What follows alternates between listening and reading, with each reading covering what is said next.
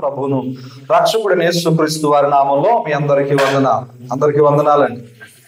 దేవునికి స్తోత్ర. హల్లెలూయా. నేరుగా ఒక మాటను పరిశుద్ధ గ్రంథం నుంచి చదువుకుని దేవుని యొక్క వాక్యాన్ని నాటి ధ్యానాన్ని మనం ముందుకు కొనసాగించుకుందాం. పరిశుద్ధ గ్రంథం నుంచి మత్తయి రాసిన సువార్త 22వ అధ్యాయము. మత్తయి రాసిన సువార్త 22వ అధ్యాయము 14వ వాక్యాన్ని చదువుకుందాం. కాగా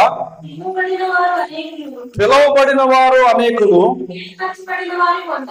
ఏర్పరచబడిన వారు కొందరే అని చెప్పాను. దేవునికి స్తోత్రం. హల్లెలూయా, హల్లెలూయా. యేసు ప్రభు తన శిష్యులతో మాట్లాడుతున్న మాట. దేవునికి స్తోత్రం. హల్లెలూయా. పిలువబడిన వారు అనేకులు, పిలువబడిన వారట అనేకులు, కానీ అందులోంచి ఏర్పరచుకున్న వారు మాత్రము కొందరే. దేవునికి స్తోత్రం. హల్లెలూయా, హల్లెలూయా. అసలు ఈ మాటను యేసయ్య ఎందుకు చెప్తున్నాడు? అసలు ఈ మాట చెప్పడానికి గల కారణం ఏంటి అని అంటే, యేసు ప్రభు వారి శిష్యులు వచ్చి అడుగుతున్నారు, యేసయ్యా బోధకుడా, మేము చాలా ప్రాంతాల్లో సువార్త చేస్తున్నాం, అనేక ప్రాంతాలు తిరుగుతున్నాం, అందరికీ పీడిస్తున్నాం, అందరికీ వాక్యాన్ని అందిస్తున్నాం, అందరికీ సువార్త ప్రకటిస్తున్నాం, కానీ కొందరు మమ్మల్ని కొడుతున్నారు, కొందరు మమ్మల్ని తిడుతున్నారు, కొందరు మమ్మల్ని హింసిస్తున్నారు, కొందరైతే ఇంటికి చేర్చుకుని మంచినీళ్ళు ఇస్తున్నారు. ఏం చేస్తున్నారు? కొందరు కొడుతున్నారు, తిడుతున్నారు, అవమానపరుస్తున్నారు, కొందరైతే చంపేస్తున్నారు, కొందరు ఇంటికి చేర్చుకుని మంచినీళ్ళు ఇస్తున్నారు, నీ మాటలు వింటున్నారు. మరి ఏంటి అని అంటే అప్పుడు యేసు ప్రభు వారు ఒక ఉపమానం చెప్తున్నాడు. 22వ అధ్యాయం ప్రారంభం నుంచి మనం చూసినట్లయితే అక్కడ యేసు ప్రభు వారు ఒక ఉపమానాన్ని చెబుతున్నారు. పరలోక రాజ్యము తన కుమారునికి పెండ్లు విందు చేసిన ఒక రాజును పోలి ఉన్నది. దేవునికి స్తోత్రం. హల్లెలూయా, హల్లెలూయా. ఈరోజు మీరు సువార్త దేని కొరకు చెబుతున్నారు? ఈరోజు మీరు దేని గురించి మీరు ప్రకటిస్తున్నారు? దేవునికి స్తోత్రం. హల్లెలూయా. ఈరోజు మీరు దేని కొరకు ప్రకటిస్తున్నారు అంటే పరలోక రాజ్యము కొరకు, అనగా పరలోకము కొరకు మీరు ప్రకటిస్తూ ఉన్నారు. ఆ పరలోక రాజ్యం అట ఒక పెండ్లి కుమారుడి విందును పోలి ఉన్నది అని యేసయ్య చెబుతున్నాడు. దేవునికి స్తోత్రం. హల్లెలూయా, హల్లెలూయా.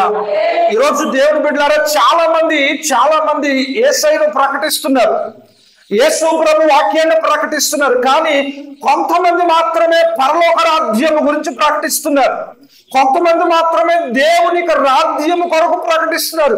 మరి కొందరైతే దీవించబడడం కొరకు, దీవెన ఎలా తెచ్చుకోవాలో, నువ్వు ఎలా దేవుని కానుకేవాలో మరొక విధంగా వీళ్ళు ఏం చేస్తున్నారంటే కొందరు ఏం చేస్తున్నారయ్యా అంటే కేవలము ఇహలోక సంబంధమైన వాటి కొరకే చెప్తున్నారు. నేను చెప్పేది మీ కొరకు కాదు, నేను చెప్పేది మాలాంటి సేవకుల కొరకు కూడా. పరలోక రాజ్యం అంటే ఏమిటి అని అంటే అందరికీ ప్రకటించబడాలి. ఓన్లీ పరలోక రాజ్యం కొరకు మనం ప్రకటించాలి. యేసయ్య మొదట ఏం చెప్పాడంటే, మొదట నా నీతిని, నా రాజ్యాన్ని వెతకండి, తర్వాత మీకు కావాల్సినవన్నీ కూడా మీ వెనక వస్తాయి అన్నాడు. దేవునికి స్తోత్రం. హల్లెలూయా. సరే ప్రియమైన దేవుని బిడ్డలారా, పరలోక రాజ్యము ఒక పెండ్లి కుమారుని విందును పోలి ఉన్నదని చెప్పి యేసయ్య ఒక మాట చెబుతున్నాడు. ఆ రాజట ఆ రాజ్యములో ఉన్న వారందరికీ శ్రేష్ఠులు, గొప్పవారు, బలవంతులు, పేరు ప్రఖ్యాతులు పొందిన వారందరికీ ఏం చేశారంటే పెళ్లి కార్డుకి ఇన్విటేషన్ ఇచ్చి, రాజుగారు కుమారుడు పెళ్లి, అందరూ ఏమంటాడు? పాస్టర్ గారు ఏదో చెప్పుకుంటూ పోతున్నారు, మౌనంగా ఉన్నారేంటి? నాకు అర్థం కావట్లేదు. దేవునికి స్తోత్రం. హల్లెలూయా. పెళ్లి కార్డు ఎందుకు ఇస్తారా? పెళ్లికి రమ్మని ఇస్తారా? పెళ్లికి రావద్దని ఇస్తారా? మాట్లాడతలేదు. ప్రతి ఇంటికి తన యొక్క పరిచారకులను పంపించి రాజుగారు ఏం చేశారంటే ప్రతి ఇంటికి ఏమి ఇచ్చాడు? పెళ్లి కార్డు ఇచ్చాడు, ఇన్విటేషన్ పంపించాడు. దేవునికి స్తోత్రం. హల్లెలూయా. పెళ్లి విందు మీ కొరకు సిద్ధపరిచి ఉన్నది కనుక మీరందరూ కూడా పెళ్లికి రావాలి అని ఆ ప్రాంతం అంతా చాటించాడు. కొందరికి పర్సనల్గా ఇంటికి వెళ్ళి చెప్పాడు. అందరికీ మొత్తం రాజ్యం అంతా ఏం చేయబడింది? పత్రికలు పంపించబడ్డాయి. దేవునికి స్తోత్రం. ఇప్పుడు విందు సమయం వచ్చింది. ఏమొచ్చింది? విందు సమయం వచ్చినప్పుడు కొంతమంది అంటున్నారట, నాకు అలా ఏముంది, ఉద్యోగం పని, లేకపోతే నాకు చేలో వ్యవసాయం పని. అక్కడ స్పష్టంగా రాయించాడు. దేవునికి స్తోత్రం. హల్లెలూయా. చూడండి, అక్కడ ఎన్నో వచనం అంటే 4వ వచనం చదువుకుందా. కాగా అతడు, ఇదిగో నా విందు సిద్ధపరిచి ఉన్నాను, ఎద్దులను కౌగిన పశువులను వధింపబడి ఉన్నవి, అంతయు సిద్ధముగా ఉన్నది, పెండ్లు ఎందుకు రండని పిలువడని వారితో చెప్పడని వారు దాసులను పంపిన గాని వారు లక్ష్యము చేయక ఒకడు తన పొలములకు మరి ఒకడు తన వర్తకములకు వెళ్ళిరి. తక్కిన వారు అతని దాసులను పట్టుకుని అవమానపరిచి చంపిరి. దేవునికి స్తోత్రం. హల్లెలూయా, హల్లెలూయా.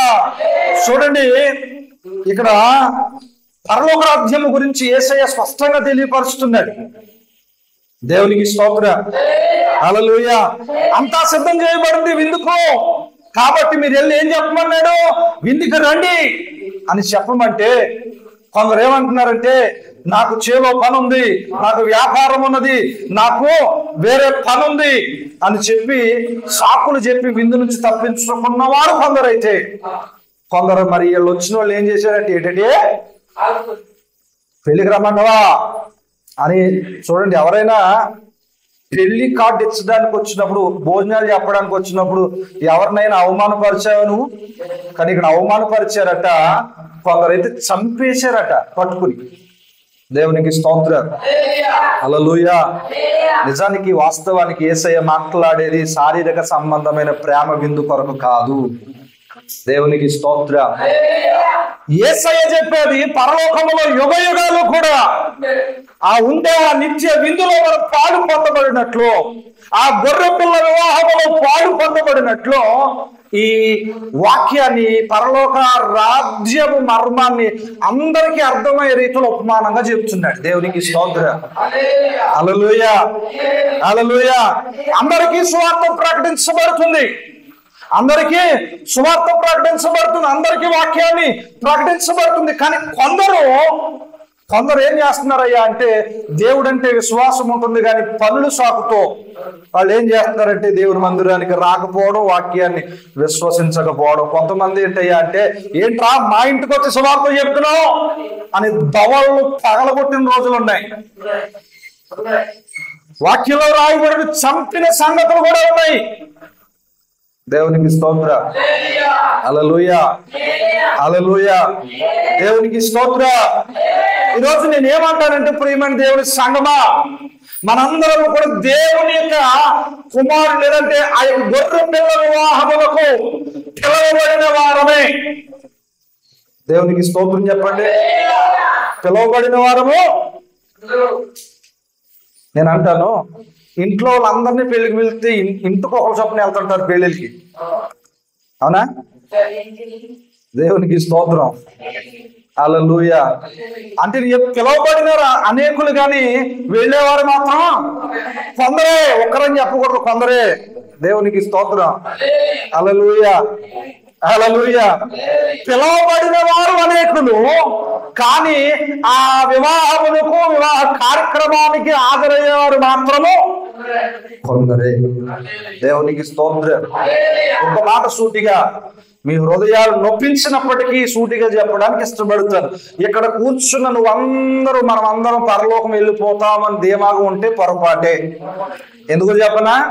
నువ్వు అనవసరంగా దేవుని మాట విననంతసేపు కూడా నువ్వు విడవబడిన గుంపులోనే ఉంటావు, నువ్వు పిలవబడిన గుంపులోనే ఉంటావు, కానీ ఏర్పరచబడిన గుంపులోకి నువ్వు వెళ్ళలేవు.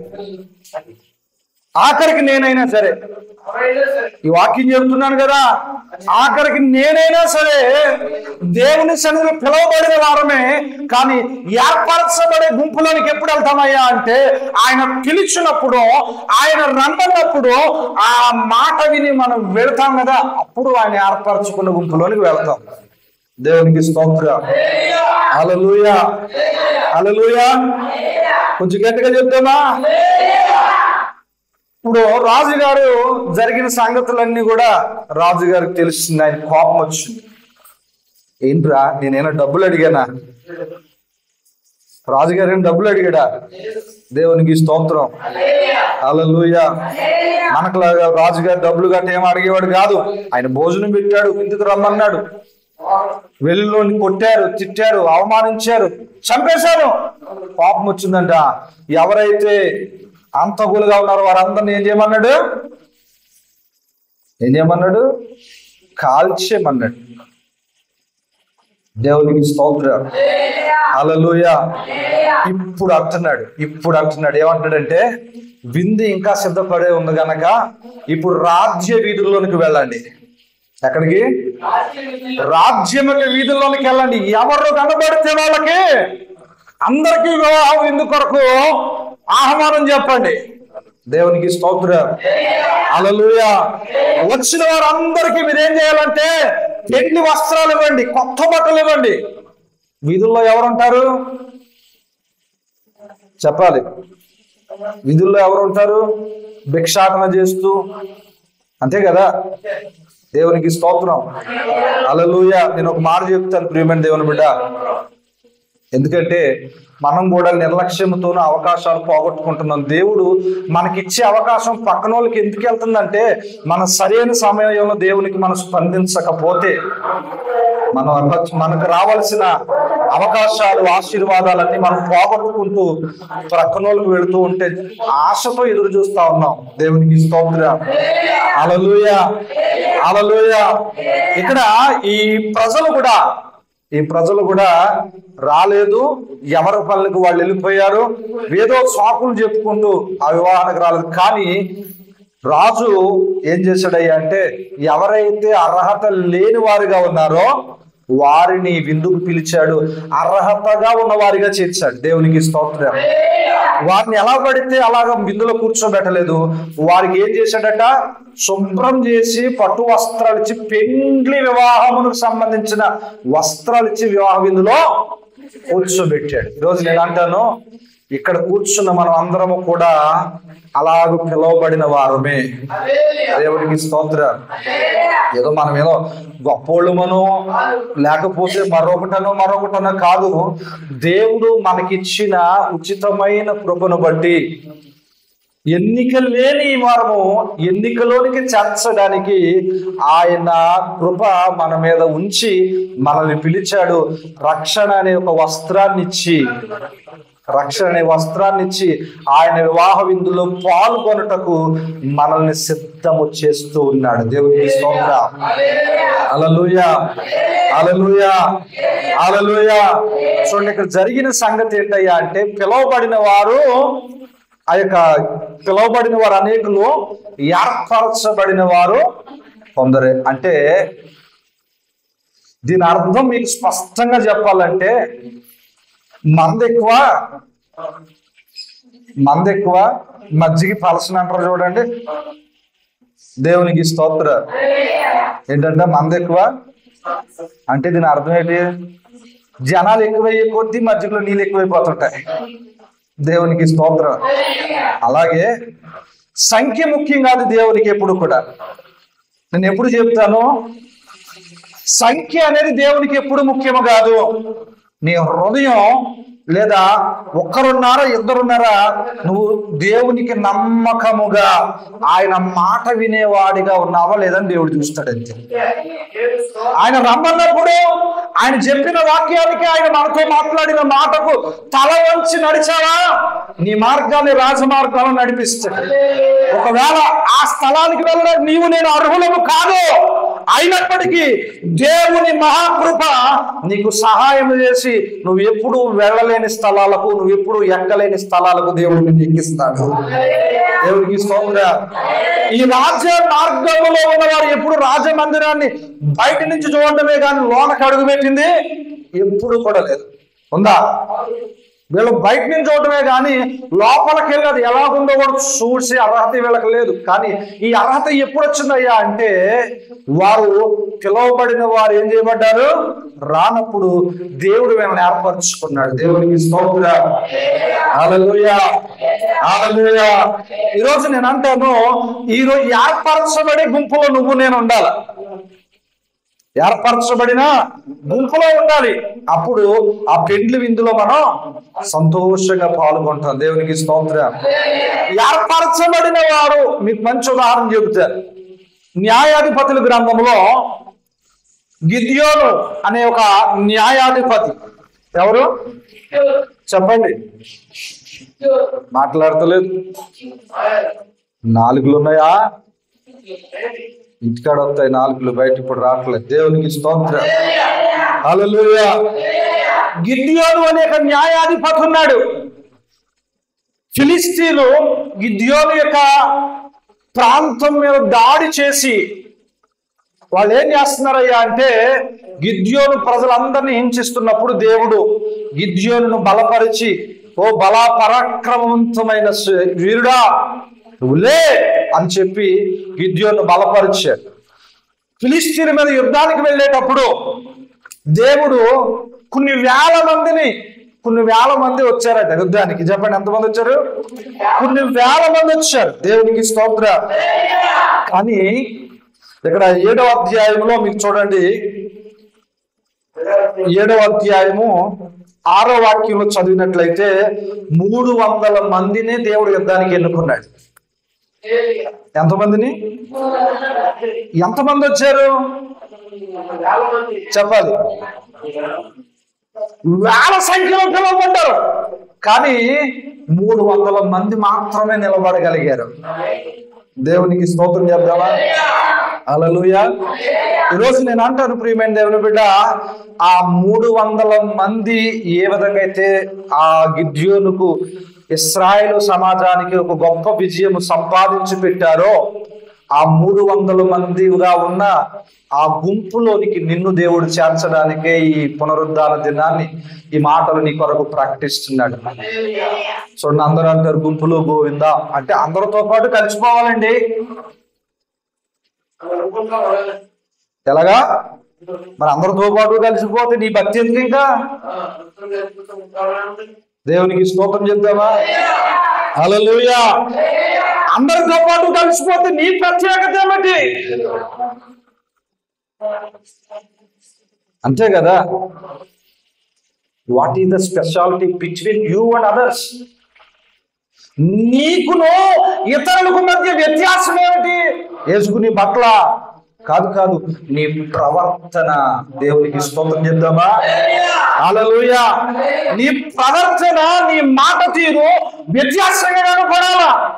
అందరితోనూ కూర్చున్నట్టుగానే, అందరితోనూ మాట్లాడినట్టుగానే జీవిస్తే ఏర్పరచబడిన గుంపులోనికి నీవు నేను చేర్చబడలేదు. నిజంగా ఆశ్చర్యాన్ని కలిగిస్తుందండి. వేల సంఖ్యలో వచ్చిన ఆ జనం, అట యుద్ధానికి సిద్ధపడే వచ్చారు. వాళ్ళు కూడా యుద్ధానికి కత్తులు తీసుకుని వచ్చారు. యుద్ధం చేయడానికి శక్తి కలిగిన వారే. కానీ ఆ శక్తి దేవునికి అవసరం లేదు. మనుషుల జ్ఞానము, మనుషుల యొక్క తెలివి, మనుషుల యొక్క ఆలోచన దేవునికి అవసరం లేదు. దేవుని మాట వినేవాడు, దేవుని చిత్తములో నడిచేవాడు, దేవుని మార్గంలో నడిచేవాడు దేవునికి కావాలా.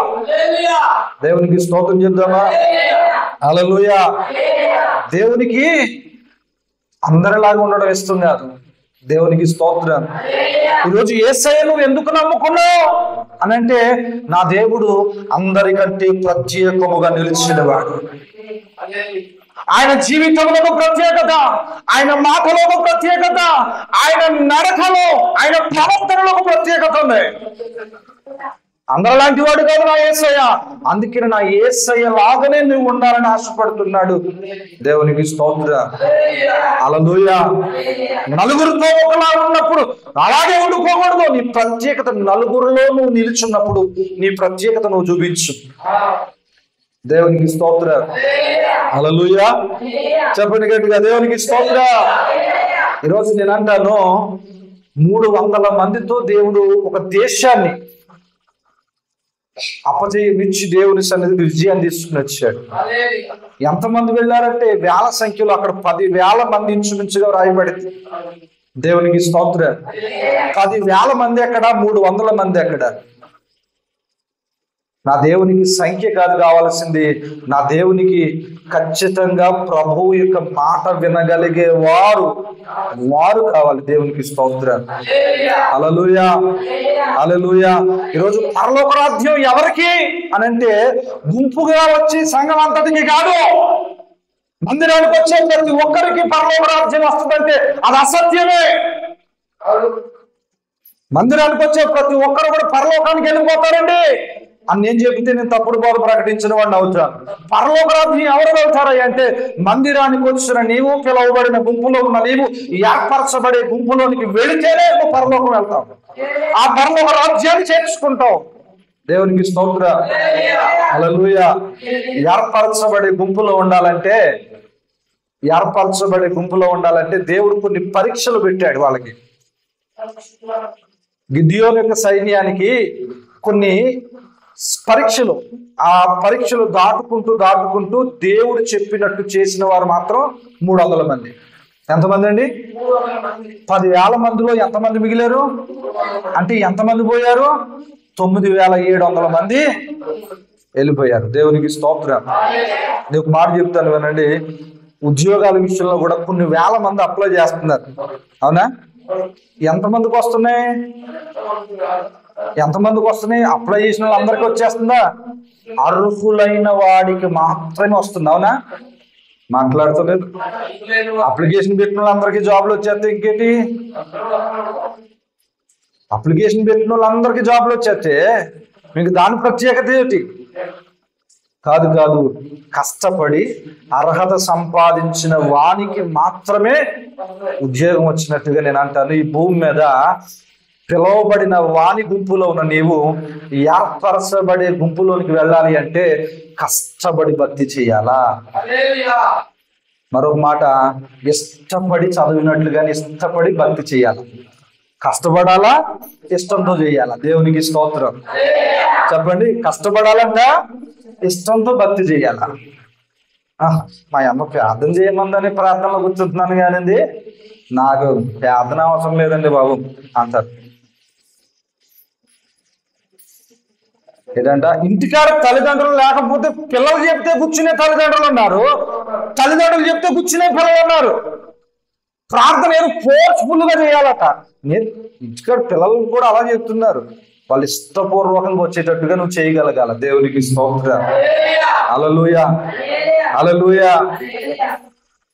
గుర్రాన్ని మనం నీళ్ళ దాకా తీసుకెళ్ళగలం, తాగించగలమా అండి? నీ పిల్లల్ని కూర్చోబెట్టగలవు, కానీ వాళ్ళకు నువ్వు ప్రార్థన నేర్పించలేవు. అదే నీ ప్రార్థన వాళ్ళు ప్రత్యక్షంగా చూస్తే వాళ్ళు కూడా ప్రార్థన చేయగలుగుతారు. దేవునికి స్తోత్రం. హల్లెలూయా. అందుకనే యేసు ప్రభు ఎప్పుడు చెప్పినా ఆయన ఒకటే చెప్తాడు, నీ సాక్ష్యాన్ని ఒక పత్రికగా మార్చుకోమని చెప్పాడు. అవునండి. స్వార్థ చెప్పడం అంటే ఈరోజు చాలా మందికి ఏదో గొప్పది అనుకుంటున్నారు, కానీ నీ సాక్ష్యాన్ని ఒక స్వార్థ పత్రికగా మార్చి నీవు ఏర్పరచబడే గుంపులోనికి వెళ్ళినట్టుగా నీతో పాటు నీ కుటుంబాన్ని అంతటినీ కూడా అదే గుంపులోనికి తీసుకురాగలగాలి. దేవునికి స్తోత్రం. ఒక మాట చెప్తాను వినండి ప్రియమైన దేవుని బిడ్డలారా. ఒకరోజు యెహోషువకు కష్టం వచ్చింది. ఆ కష్టం ఏంటో తెలుసా?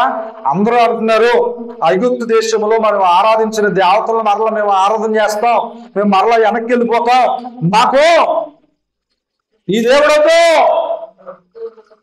అని వాళ్ళందరూ కూడా ఏం చేస్తున్నారంటే వెనక్కి వెళ్ళిపోవడానికి సిద్ధపడుతున్నప్పుడు యెహోషువ అంటున్నాడు, మీరు ఎలాగ పోయినా నాకు పర్లేదు, నాకు అనవసరం, నేను నా కుటుంబం మాత్రం యెహోవాను మాత్రమే సేవిస్తాను. నేను అయ్యో మీరు అందరూ వెళ్ళిపోతున్నారా, నేను చెప్తాను అని అన్నాడా? నేను అందుకని అంటాను, పిలువబడిన వారు అంటే ఐగుప్తు దేశంలో నుంచి పిలువబడిన వారు లక్షల మంది. ఎంతమంది అండి? కానీ వెళ్ళిన వారు ఎంతమంది? అయ్యా అంటే కొందరే. ఆ కొందరిలో యెహోషువ ఒకటి. దేవుని స్తోత్రం. నేను అంటాను, ఈరోజు భక్తి అందరూ చేస్తున్నామండి. యేసు ప్రభుని అందరూ అంగీకరిస్తున్నాం, యేసు ప్రభు రక్షణ అందరూ తీసుకుంటున్నాం.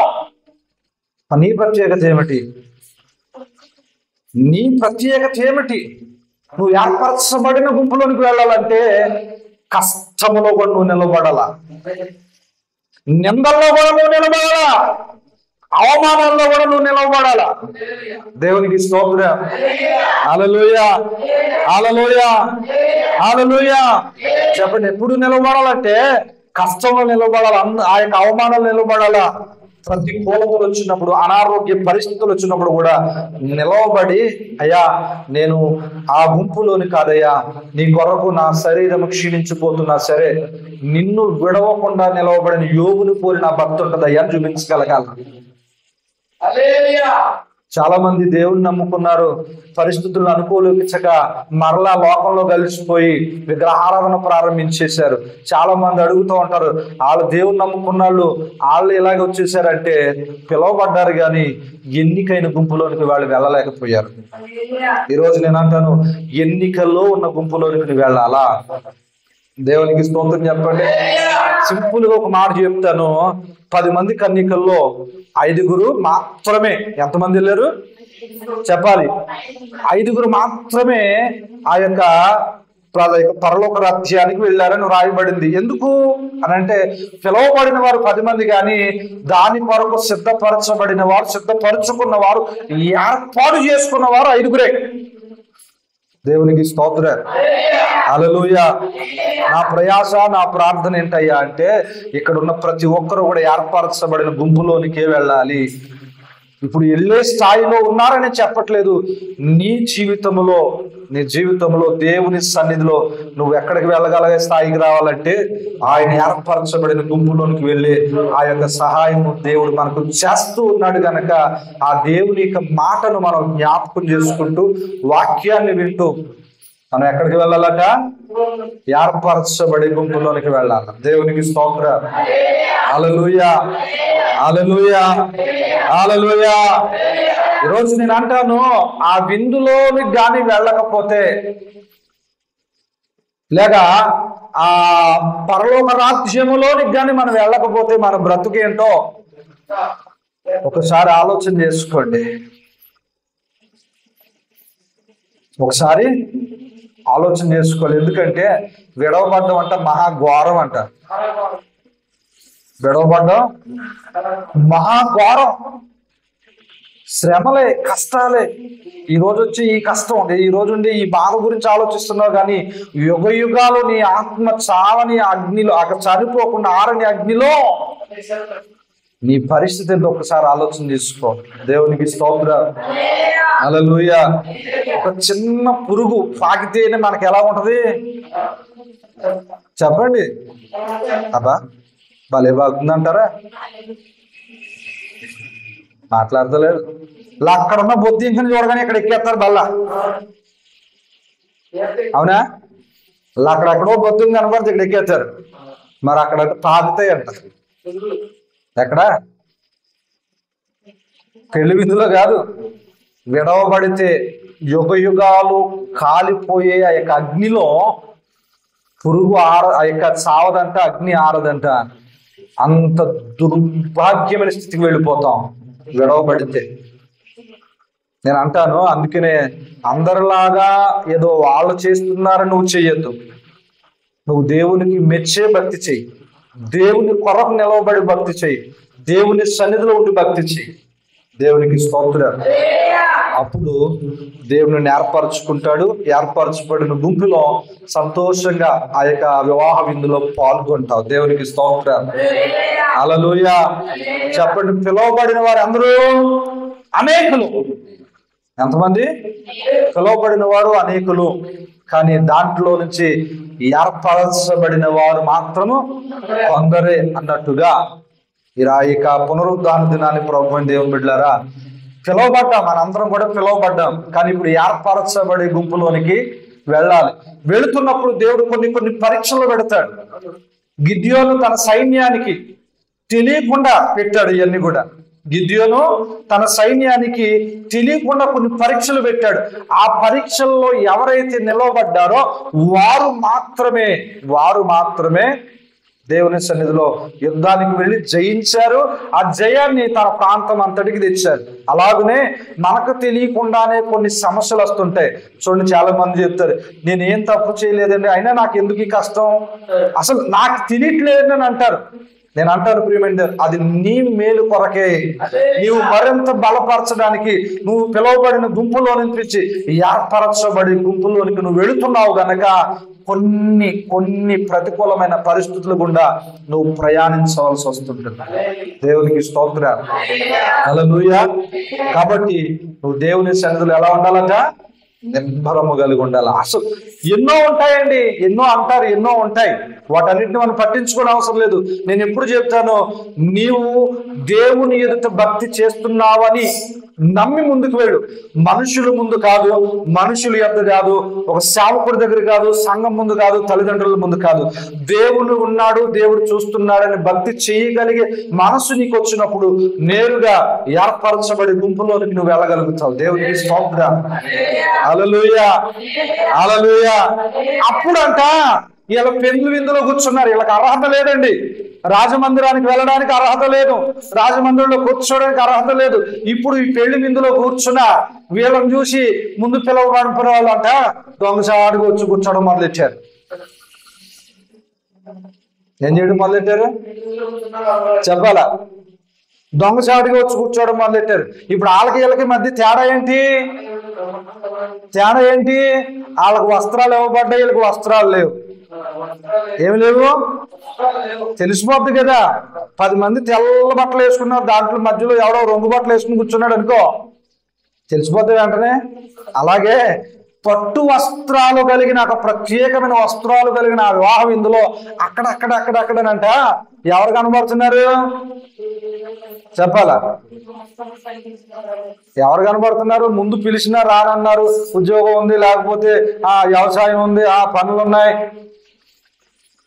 అన్నారు కదా. వీళ్ళు వచ్చి కూర్చుంటే దేవుడు చెప్పాడంట, ముందు అర్జెంటుగా తీసుకెళ్ళి చీకటి కొట్లో వారేయండి రా అన్నాడు. అయ్యి బాబా ఉపవాస ప్రార్థనలకు వచ్చారు, ఆదివారం వాక్యం ఉన్నారు, మంగళవారం ఉపవాసం ఉన్నారు, శుక్రవారం ప్రార్థనకు వచ్చారు. నువ్వు నా మాట లేదు. ఏమన్నాడు? అన్ని వారం చేసే కానీ నేను రమ్మన్నప్పుడు, నేను చెప్పినప్పుడు నా మాట లేదు, చీకటి కొట్లో అన్నాడు. అంతే, రెండో మాట ఏం చెప్పలేదు ఆయన.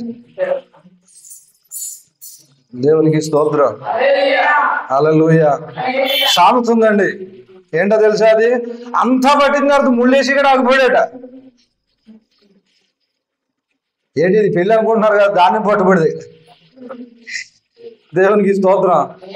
పప్పును ఊరిశాడు, దాన్ని శుభ్రం చేశాడు, పొల్లికాయల్ని గట్టికాయల్ని ఏర్పరిచాడు. అదన్నిటిని కూడా బత్తాలకు ఎక్కిన తర్వాత ఇటు ముడే అంటున్నాడట. దేవునికి స్తోత్రం, హల్లెలూయా. అలాగే మనం కూడా ఏం చేస్తున్నాం? అన్నిటిలో నిలబడుతున్నాం, ఖచ్చితంగా అన్నిటిలో దేవునికి వాక్యానికి విధేయత కలుగుంటున్నాం. ఎక్కడో చివరికి వచ్చేసరికి ఇక తట్టుకోలేని శ్రమ, తట్టుకోలేని బాధ, తట్టుకోలేని నింద వచ్చేస్తుందండి బాబోయ్ అని ఏం చేస్తున్నాం అంటే ఆ చివరి నిమిషంలో వదిలేస్తున్నాం. ఇప్పుడు వరకు చేసిన భక్తి అంతా, ఇప్పుడు వరకు చేసిన ప్రార్థన అంతా, ఇప్పుడు వరకు ఉపవాసాలన్నీ ఏమైపోతున్నాయి? వ్యర్థమైపోతున్నాయి.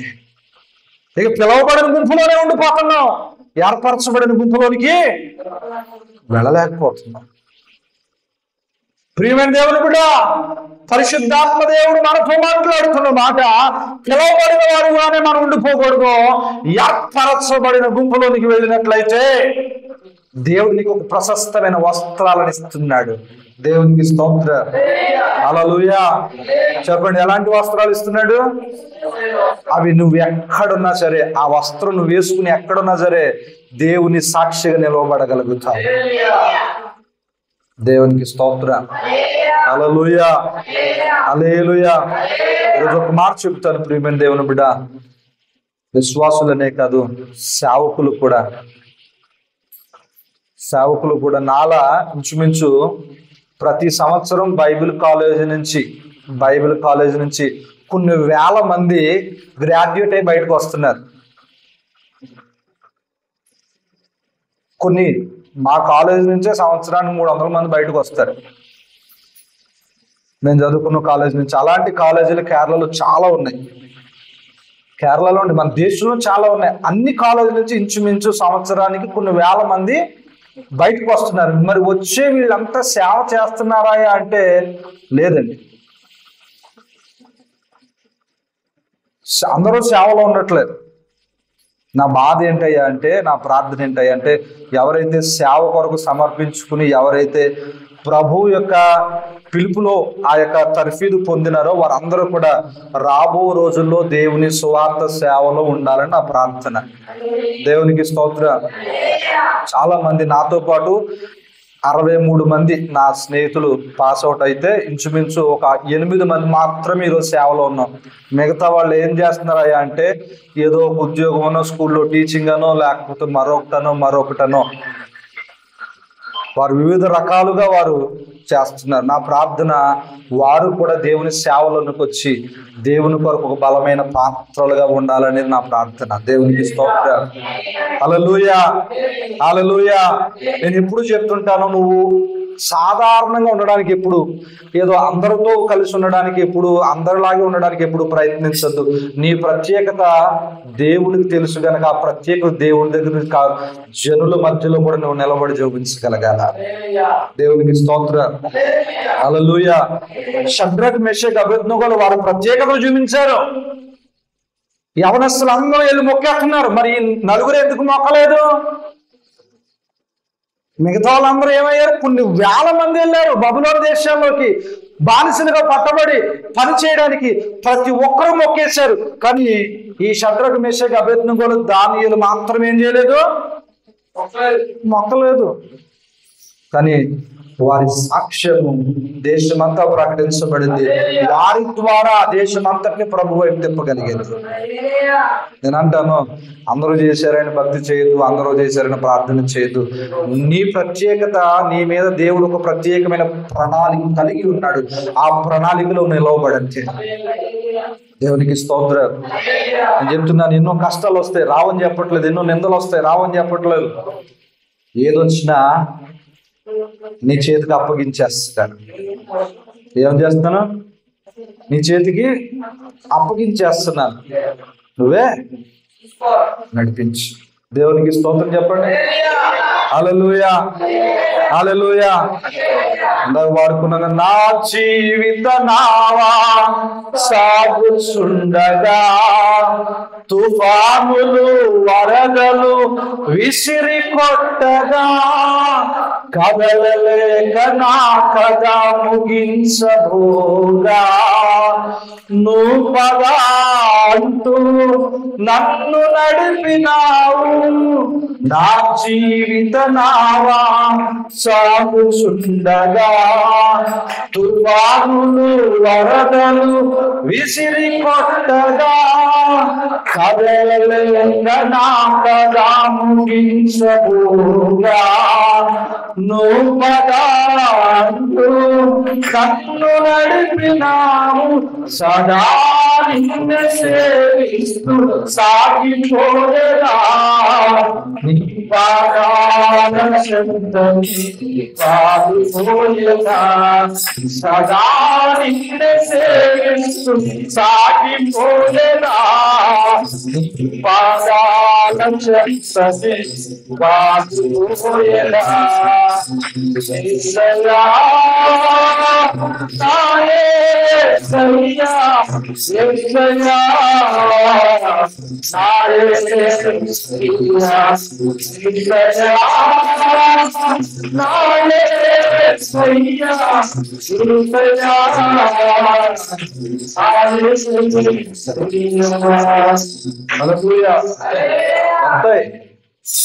సముద్రం అన్నాక అలలు, తుఫానులు వస్తాయి. కానీ నువ్వు దేవునికి అప్పగించేసేయి. అయ్యా నడిపించు, నీవే నా నావికుడు అని దేవునికి అప్పగించేసేసి ఆయన పాదాల దగ్గర వాలిపో. ఆయన పాదాల దగ్గర ప్రతి కష్టాన్ని పంచుకో. ఇతరులు చెప్పుకుంటే ఏమొచ్చింది? ఇతరులు చెప్పుకుంటే హేళన చేస్తారు. ఇతరులు చెప్పుకుంటే హేళన చేస్తారు. ఉదాహరణకి నాకు ఒక 5 లక్షల రూపాయలు అప్పు ఉంది బాబు అని ఏడ్చాను అనుకోండి, ఏమంటారు? ఇది అప్పులు ఉన్నాయంట, బలి ఎడుతున్నాడు రా అంటారు.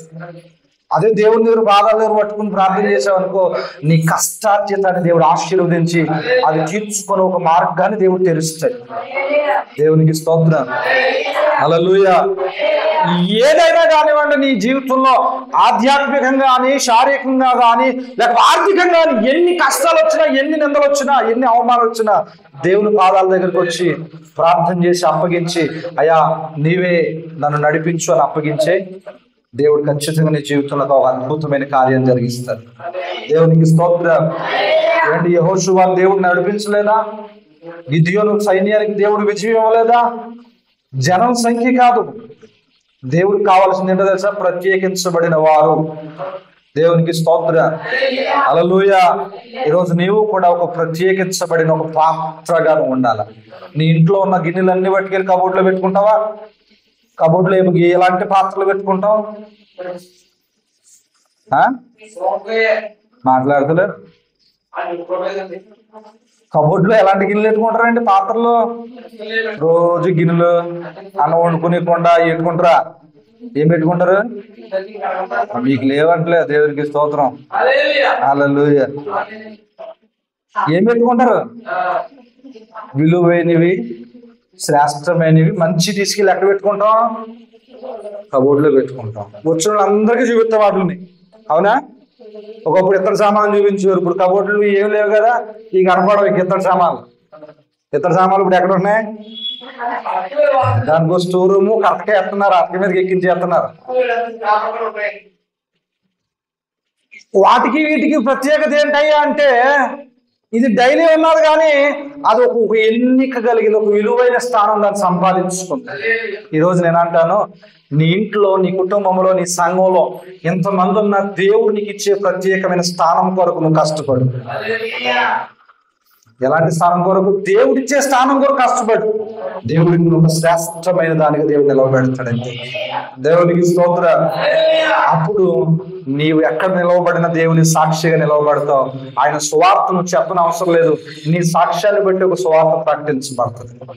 దేవునికి స్తోత్రం.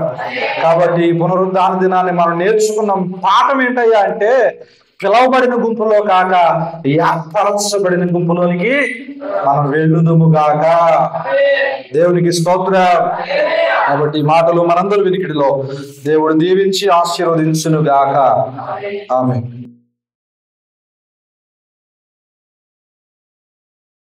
పిలువబడిన గుంపులో నుంచి ఏర్పరచబడిన గుంపులోనికి నేను వెళ్ళాలి.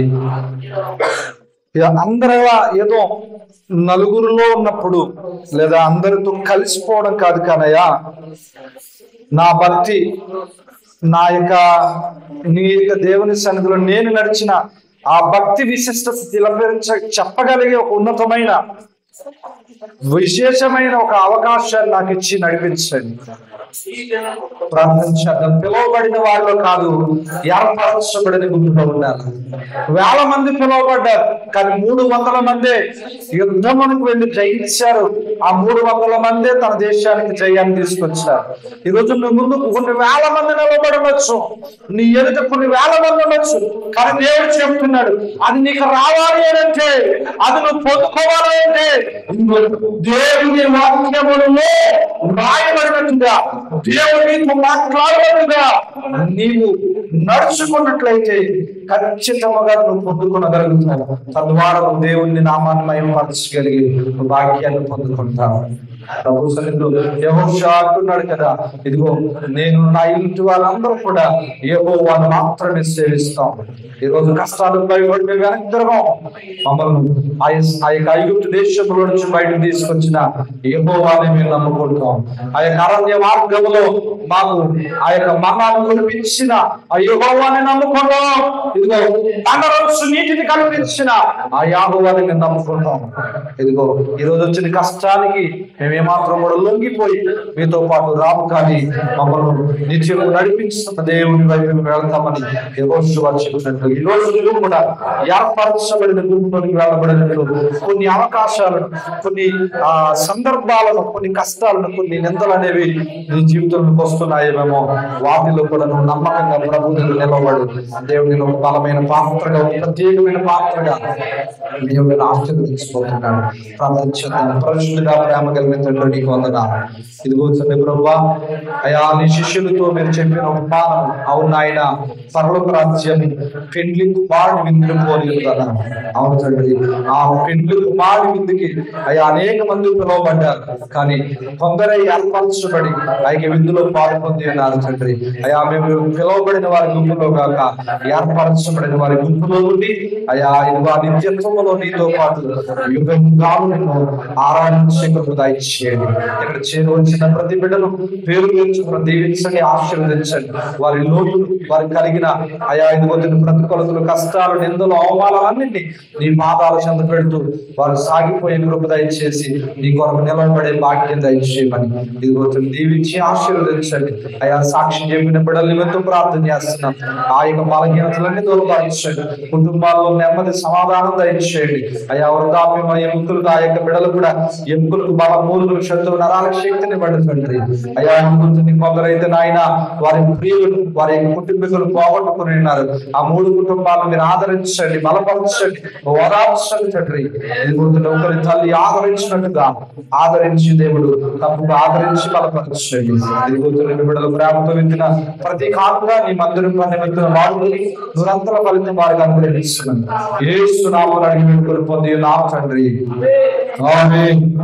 తండ్రి దేవుని ప్రేమ, కుమారుని యేసుక్రీస్తు వారి కృప, పరిశుద్ధాత్మ యొక్క సహవాసము, సహాయం మనకు లోకమున సమస్త దేవుని బిడ్డలందరికీ సదాకాలము తోడై నడిపించుగాక. ఆమేన్. యేసు రక్తమే జయం, ప్రభు యేసు రక్తము జయం, ప్రభు యేసు నామమునకు సంపూర్ణ విజయం కలుగుగాక. ఆమేన్. అందరికీ వందనాలండి. దేవుడు మిమ్మల్ని అందరినీ కూడా దీవించి ఆశీర్వదించుగాక.